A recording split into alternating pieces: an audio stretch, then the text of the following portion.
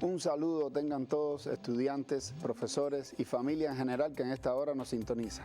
En el día de hoy continuamos con las clases de matemática para el 12º grado. Y vamos a continuar en esta ocasión con el tema de geometría del espacio y recuerden que estábamos tratando cálculo de cuerpo. Eso vamos a hacer hoy, vamos a ver ejercicios sobre cálculo de cuerpo. Vamos a estar resolviendo un ejercicio y después les voy a proponer otros ejercicios para que resuelvan en casa. Vamos sin más a la diapositiva para ver el sumario de la clase de hoy. Bien, antes de ver el sumario quiero recordarles lo siguiente. Recordemos que podemos descargar las presentaciones escaneando este código que les coloco aquí. Digo por si algún estudiante no lo había visto antes, recuerden que con Sapia podemos escanear el código y nos va a llevar a una página web donde vamos a poder estar descargando las presentaciones y colecciones de ejercicios de geometría del espacio, de geometría plana que hemos colocado allí. También podemos entrar a esta otra página, lo tenemos en varias localizaciones en internet y aquí también podemos escanear este código. Recuerden que pueden tomar una diapositiva de la pantalla para posteriormente escanearlo, puede ser con Sapia, y esto nos va a llevar a la página web para descargar la presentación y estos materiales. Como siempre, recordarles que pueden acceder al sitio oficial del Ministerio de Educación para descargar las clases, al canal de YouTube denominado TV Educativa Minet Cuba y a la aplicación Mi Clase TV. Cuba Educa, recuerden que los estudiantes de Ciudad Habana pueden descargar las clases que están siendo grabadas para esta provincia. Y como ya esta es la última clase que vamos a estar tratando de geometría del espacio, bueno, traerles nuevamente las dos aplicaciones que les he sugerido. Recuerden, geometría calculadora y fórmulas de geometría, que de igual manera pueden entrar al Play Store a descargarlo o pueden entrar escaneando este código QR a estas posiciones que les hablé anteriormente en internet, donde podemos descargar las aplicaciones, que ahí la tenemos también.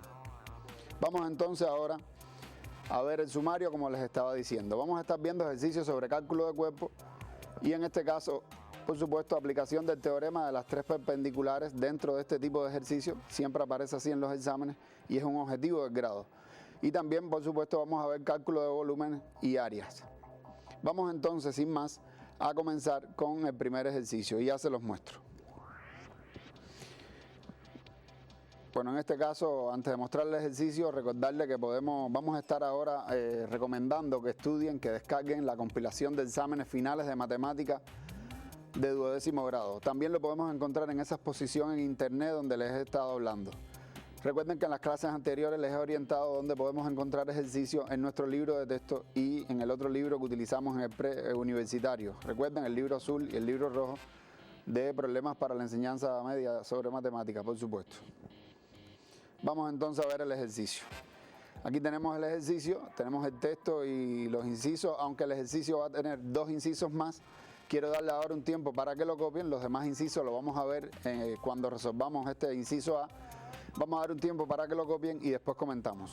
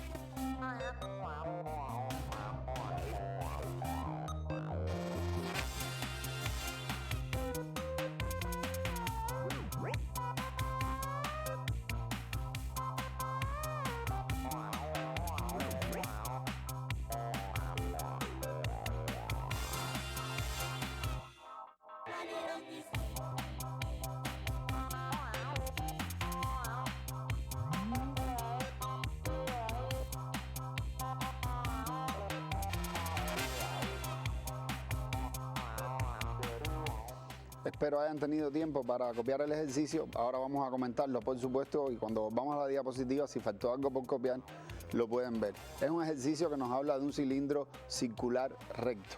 Entonces resulta interesante e importante estar claro de que es un cilindro circular recto. Ahí lo pueden ver en la figura, pero quiero recordar algunos aspectos importantes. Vamos entonces a la diapositiva y ahí ver que el inciso A nos pide probar que un triángulo que se encuentra en esta figura es rectángulo en C. Pudiéramos decir que es un ejercicio clásico. Y ahora les comento, vamos a ver entonces lo que les hablaba del cilindro en la siguiente diapo. Y aquí se los estoy mostrando. Cilindro circular recto.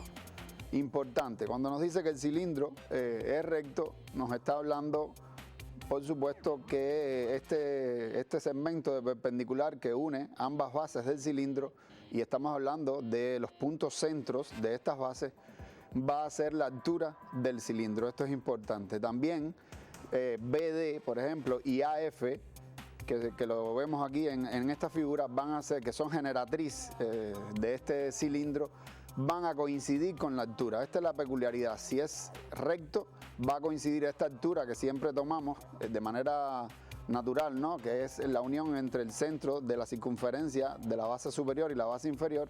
Este segmento va a ser la altura, pero también lo van a hacer estas generatrices que podemos tomar en toda esta superficie curva. Noten que las generatrices, por supuesto, que también une un punto de la circunferencia que está en la base superior y la circunferencia que está en la base inferior. Y aquí se los estoy mostrando. Esto es importante tenerlo claro. ¿Cuál es la diferencia con otro tipo de cilindro? Aquí se los muestro. Si el cilindro fuera oblicuo, sucedería lo siguiente. Miren, cuando unimos los puntos centros de las bases, por supuesto que este segmento no es perpendicular al plano de la base inferior en este caso. Ahí lo podemos ver. Por lo tanto, no es la altura. Entonces, en este caso, la altura, por supuesto que va a continuar siendo el segmento de perpendicular que va desde el plano donde está una base al plano donde está la otra base. Ahí lo pueden ver, se los estoy mostrando.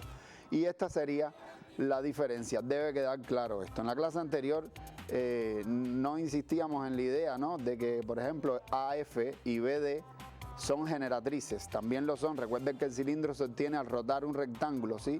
Y este lado del rectángulo, que es el que rota y va a formar esta superficie curva, se denomina también generatriz, al igual que en el cono. Es importante que esto quede claro. Vamos a ver entonces algunos datos que nos da el ejercicio y lo que nos está pidiendo. El ejercicio nos habla de que tenemos dos diámetros que van a ser paralelos, nos está garantizando esto, y los diámetros que están dibujados en la figura, ¿no? AB y FD. Y ya se los voy a mostrar, ahí los tenemos. También nos pide que probemos que este triángulo, que ahí lo estamos mostrando en color verde, demostrar que es rectángulo. Es una de las maneras de preguntar. Es una de las maneras de preguntar para poder aplicar, ¿no?, lo que les estaba hablando del teorema de las tres perpendiculares.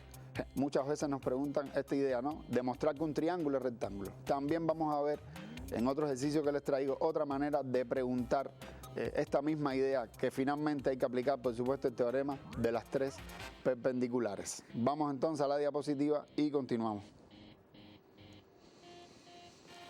Vamos a ver entonces la idea de resolución, ¿no?, de demostración de cómo demostramos que este triángulo es rectángulo. Es importante tener claro que para demostrar que un triángulo es rectángulo debemos demostrar que uno de sus ángulos es igual a 90 grados, por supuesto, o que dos de sus lados van a ser perpendiculares. Entonces, concentrados en la figura, podemos notar, ¿no?, que teniendo en cuenta que BD es la altura del cilindro, y podemos afirmarlo, y se los voy a mostrar. Noten que la proyección del punto D va a ser el punto B en el plano de la base inferior, ¿no?, el punto D que está en el plano de la base superior. Y bueno, la idea de que FD y AB son paralelas y son diámetros garantiza esto, ¿no?, que B es la proyección de D, por lo tanto BD o DB, como estamos escribiendo aquí, sería la altura del cilindro. Ahora, si DB es la altura del cilindro, noten que la recta o el segmento DC, ahí lo podemos ver, segmento DC, ya se los voy a mostrar, va a ser, por supuesto, que oblicua al plano. Recuerden que por un punto exterior un plano pasa una recta perpendicular al plano, y ya esa recta la tenemos. Entonces esta otra recta garantizamos que no es perpendicular al plano, es oblicua al plano. Y por aquí nos vamos dando cuenta que posiblemente podemos aplicar el teorema de las tres perpendiculares, porque tenemos una oblicua, ¿no? Y vamos a ver que también podemos determinar, ¿no?, cuál es la proyección de esta oblicua ahí lo pueden ver, lo garantiza la idea de que el punto B es la proyección del punto D. Y noten que estamos tratando estos elementos como segmentos, ¿sí? Recuerden que en la definición, en el teorema de las tres perpendiculares se habla de rectas, pero en el contexto de un cuerpo que estemos trabajando podemos trabajar con los segmentos. Y vamos a ver entonces que también tenemos una recta del plano que va a pasar por el pie de la oblicua. Ahí le estoy mostrando el pie de la oblicua. ¿Y por qué le pongo segmento de recta? Bueno, porque si colocamos la notación de segmento AC, ¿no?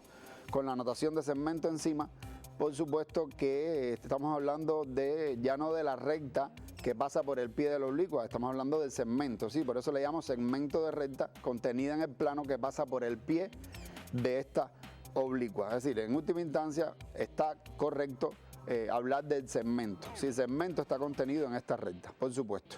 Noten ahora como tenemos todos los elementos para aplicar el teorema de las tres perpendiculares. Tenemos la oblicua, tenemos su proyección y tenemos la recta del plano, o el segmento en este caso, ¿no? Del plano que pasa por el pie de la oblicua. Solo nos resta demostrar dos cosas.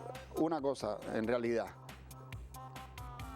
Nos resta demostrar una de dos elementos. Podemos demostrar que la recta que pasa por el pie de la oblicua es perpendicular a su proyección y concluir que entonces esta recta es perpendicular a la oblicua, o demostrar que la recta que pasa por el pie de la oblicua es perpendicular a la oblicua en sí.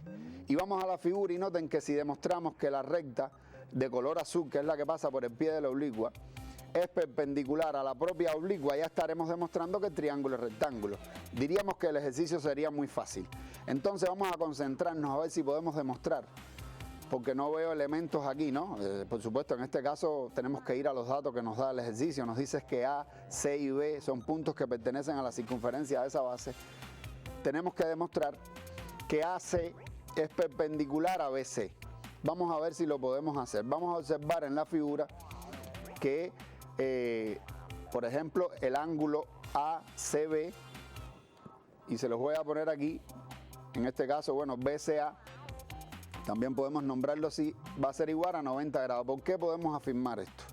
Miren, primeramente porque podemos garantizar que el ángulo BCA es un ángulo inscrito en esta circunferencia. Recuerden que es inscrito porque los lados que lo forman son cuerdas de la circunferencia. BC y AC son cuerdas de esta circunferencia. Pero es inscrito, pero es un ángulo inscrito bien particular. Es un ángulo inscrito sobre el diámetro de la circunferencia. Y nótenlo, el ángulo BCA está inscrito sobre AB, el diámetro de esa circunferencia. Esto garantiza que este ángulo es igual a 90 grados por el teorema de Tales. Y aquí se los muestro. Recuerden, es un ángulo inscrito sobre el diámetro de la circunferencia. Teniendo esto claro, vamos a ilustrarlo, por supuesto. Ahí se los estoy ilustrando en la figura. Noten que se está cumpliendo que la recta que pasa por el pie de la oblicua va a ser perpendicular a la proyección de la oblicua. Y por supuesto que esta es la premisa del teorema de las tres perpendiculares. De ahí que podemos concluir lo que necesitamos, demostrar que dos lados del triángulo que nos están pidiendo que demostremos que es rectángulo en C, dos lados de este triángulo, precisamente los lados que forman el ángulo que tiene vértice en C, son perpendiculares. Y por supuesto que lo son por el teorema de las tres perpendiculares. Esto nos permite concluir que el triángulo es rectángulo en C. Espero hayan entendido esta demostración. En un examen recuerden que debemos definir de manera correcta quién es la altura, la oblicua, quién es la proyección de la oblicua y quién es la recta que pasa por el pie de esta oblicua. Le doy un breve tiempo para que copien estas conclusiones.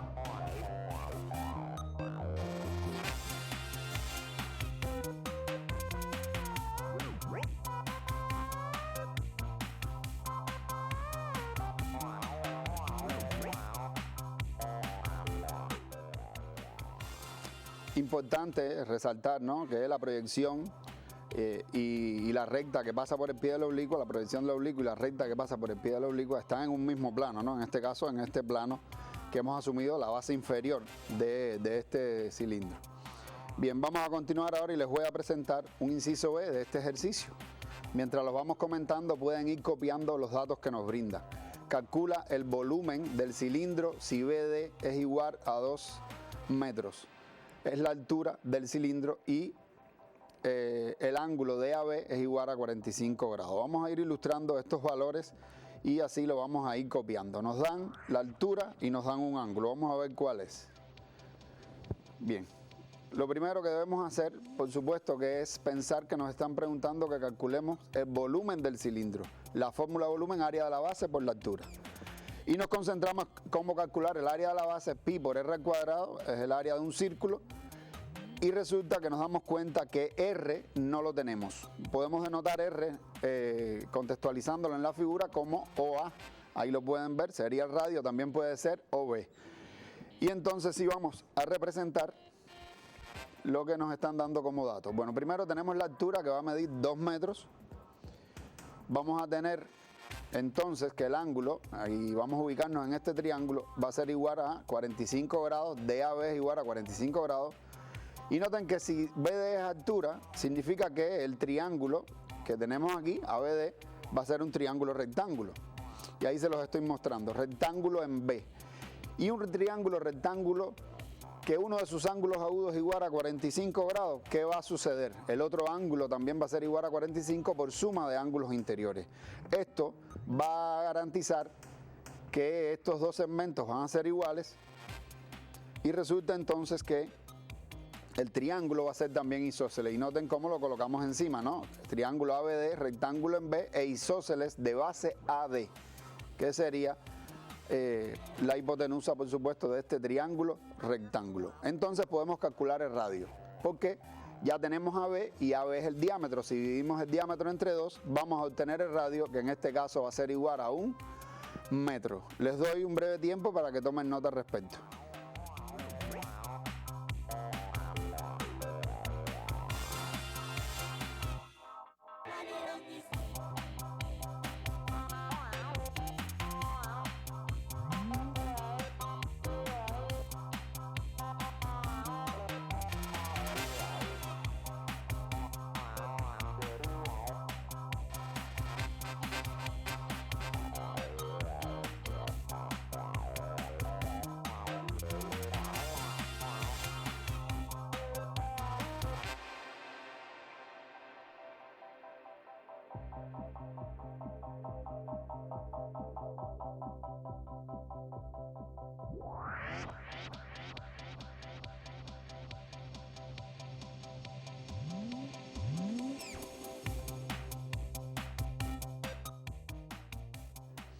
Por supuesto que queda concluir calcular el volumen y es muy sencillo, solo deberíamos sustituir, recuerden, pi podemos sustituirlo por 3,14 multiplicado por 1 al cuadrado multiplicado por la altura que ya la tenemos, que es 2.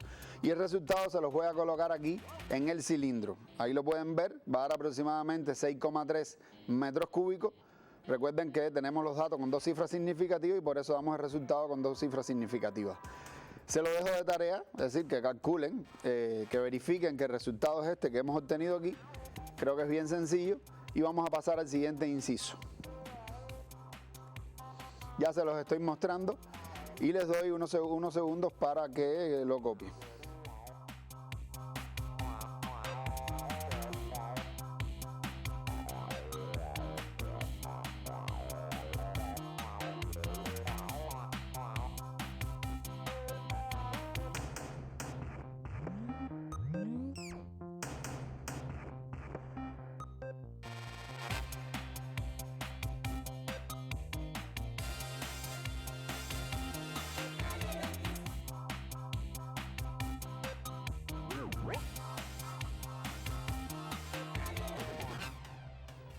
Bien, este inciso nos pide lo siguiente: si se desea construir 10 columnas de iguales dimensiones, que el cilindro que habíamos analizado representado, ¿no?, como soporte de un puente, las 10 columnas van a ser el soporte de un puente. De alguna manera les traigo una ilustración, cuántos decímetros cúbicos de hormigón se necesitarían.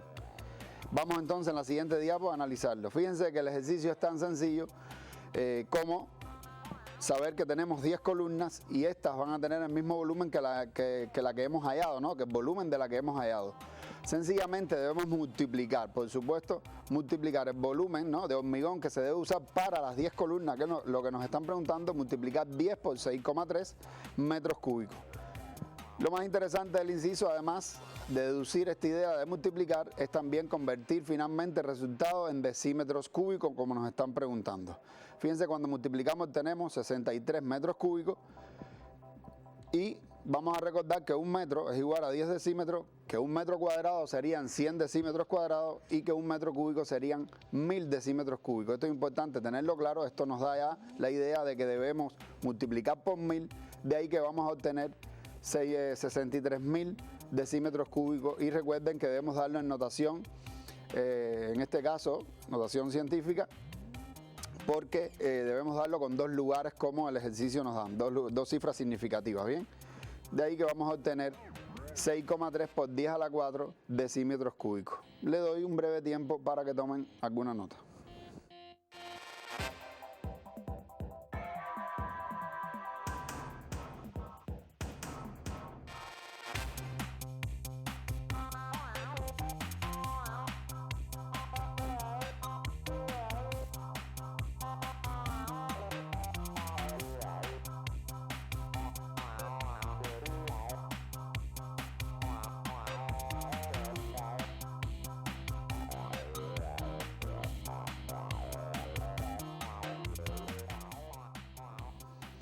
Espero hayan tenido tiempo de copiar, ¿no?, el resultado. Es bien sencillo, si no dio tiempo lo resolvemos en casa. Recuerden multiplicar por 10 y después convertir a decímetros cúbicos. Y ahora sí vamos a ver un ejercicio que les traigo para proponérselo para que lo resuelvan en casa. Y vamos a ver el caso de una pirámide. Vamos a la diapositiva para continuar. Sin comentarlo, vamos entonces a pasar a copiarlo y les doy un breve tiempo para que lo copien.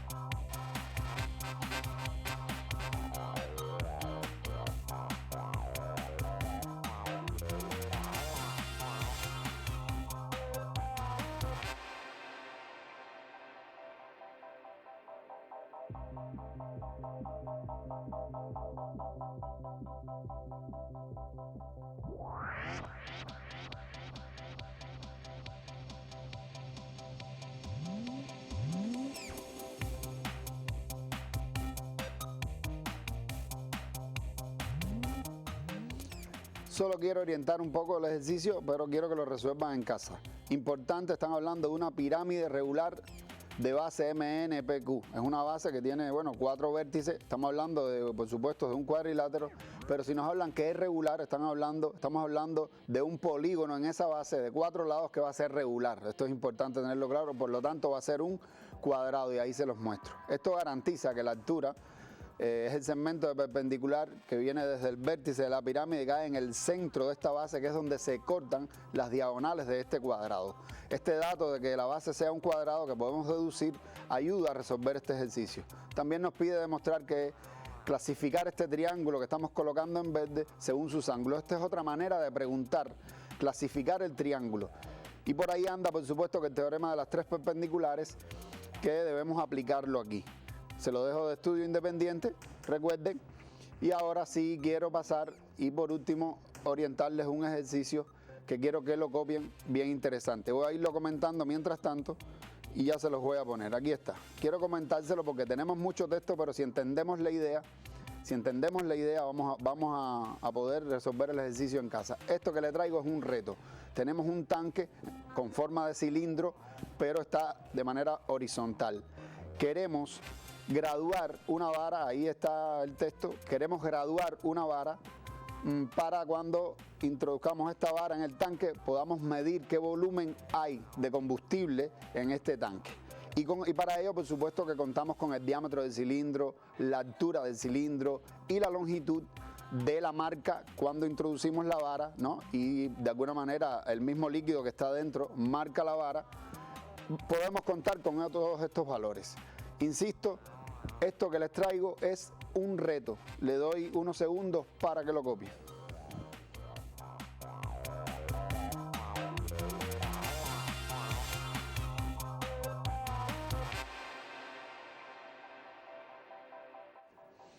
Bien, sin tiempo para más, espero que la clase de hoy haya resultado interesante. Recuerden que debemos continuar resolviendo ejercicios y este último, no se preocupen si está un poco difícil, ¿no? Solo les digo, es un reto, es un problema de la vida práctica que debemos resolver.